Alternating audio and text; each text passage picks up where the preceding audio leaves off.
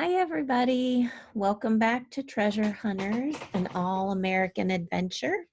We are continuing on chapter 23. Here's a picture. There we go. The next morning, while the sun was still rising, we quickly loaded up our gear. Beck and I would ride our ATVs behind the RV, hauling the bulldozer.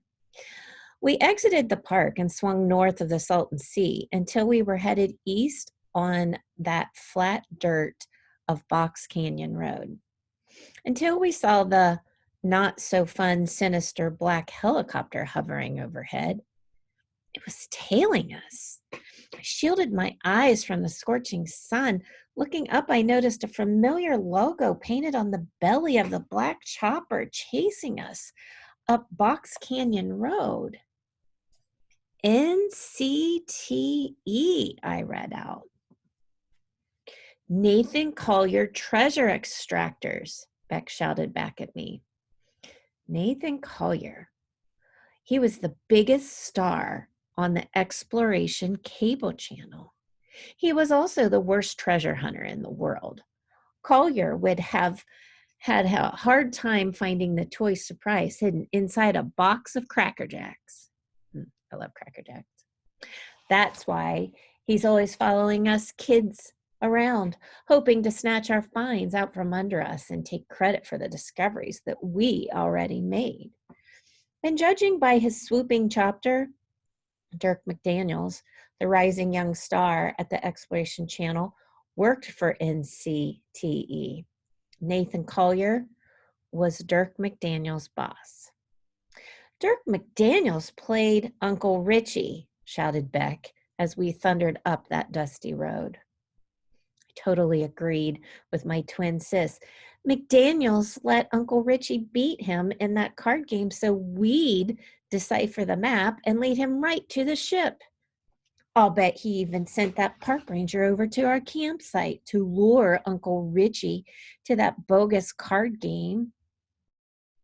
We need to teach Collier and McDaniels a lesson, said Beck. We sure do.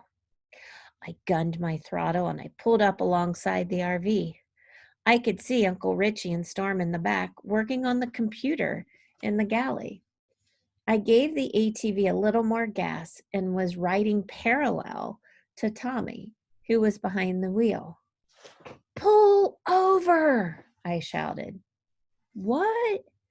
Who are you? The California Highway Patrol? Pull over, I shouted back, who zoomed on the other side of the RV. Beck did. Tommy eased off the gas and brought the lumbering vehicle to a stop. The thumping helicopter hovered directly overhead. Beck and I hopped off our ATVs and we dashed into the RV. Why have we stopped? Said Uncle Richie. Do one of you children need to go to the potty? I'm told children need to do that on a frequent basis. We're being followed, I said, gesturing toward the ceiling. There was no mistaking the whoom, whoom, whoom of the helicopter hanging in the air right above us. Who's in the chopper? Said Tommy. Beck turned to Uncle Richie. Your buddy, Dirk McDaniels? Well, he works for Nathan Collier, I said. Collier, said Tommy, pounding his fist into his palm. Ah, said Uncle Richie. Your parents' #1 nemesis. We think Mr. McDaniels let you win that map on purpose so we'd crack the code and lead him straight to the precious black pearls.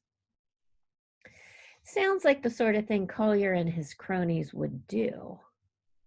Then, said Uncle Richie, we need to take them off of our scent. Give them a red herring to chase, as it were. He looked at Tommy. Thomas, you're about my size. Quickly now, you need to exchange outfits. You'll be me, and I'll be you. We're now on to chapter 24. Let's find out what happens. Tommy slipped into Uncle Richie's hat and safari jacket. Uncle Richie borrowed Tommy's baseball cap. Take that road and lead them north on one of the ATVs. Thomas, Uncle Richie instructed, you go as far as the Joshua Tree National Park, if need be. And when you are in a remote enough location, pretend as if you are studying the treasure map and pacing off a good distance. Then start digging. He yanked a shovel out of the RV's utility closet. Wouldn't using a backhoe be faster? Indeed. However, we will be employing it at the true dig site. Right, said Tommy. Plus, Thomas, you want to waste as much time in helicopter fuel as you can. Oh, got it. Attaboy. Keep them distracted until they're flying on fumes. Eventually, Mr. McDaniels and his chopper crew will head back to the Salton airfield to refuel. When they do, you can rejoin us at the true dig site. We'll text you the exact GPS coordinates, said Storm. Cool, said Tommy. Now take this. Uncle Richie handing Tommy a rolled up hide and an ancient backward map inscribed on it. Don't you guys need it? Well, not anymore. We scanned it into the computer and matched it up with the satellite imagery of the same area. She tapped her phone. A glowing map with a blinking green dot appeared on the screen. Awesome, said Tommy. Anybody want a souvenir from Joshua Tree?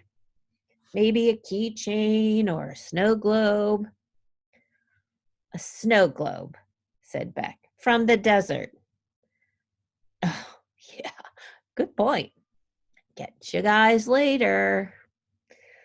1 minute, Thomas, said Uncle Richie. Time for some dramatic acting. He grabbed the RV's CB radio. Chances are they'll be monitoring all frequencies. He depressed the talk button. Breaker, breaker, this is Uncle Bear. Things are getting too risky out here in the sandbox. I'm leaving you children in the air-conditioned comfort of this lovely recreational vehicle where there's a bathroom and plenty of snacks. I, all by myself, shall head off to unbury the treasure now that we know exactly where it's buried. He clicked the microphone back into the bracket. Good acting, said Tommy. Well, thank you. Whilst in London many years ago, I took a few classes at the Royal Academy of Dramatic Arts. Now, Thomas, it's your turn. Be the best me that you can be. You got it. Now go.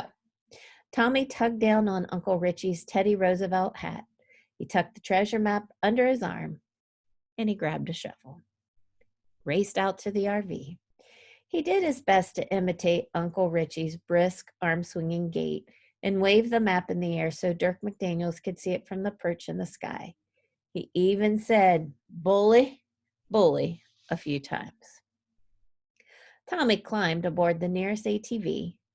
He gasped the throttle, and he blasted off, spewing rock chunks and careening up a rutted trail that would take him north and far, far, far away from where they were headed.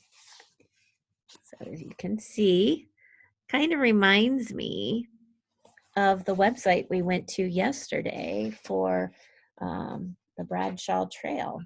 Yeah, I think that's what it was called. Dirk McDaniels and this NCTE Whirlybird took the bait. They flew off after Tommy, the fake Uncle Richie. Bully, said the real one when they were gone. Let's give them at least a 30-minute head start, shall we? He pulled a deck of cards out of a side pocket. Anyone interested in a friendly game of Old Maid? So we are now on chapter 25. Getting good. I'm excited to find out what happens And if they really did take the bait, wonder what they're going to find.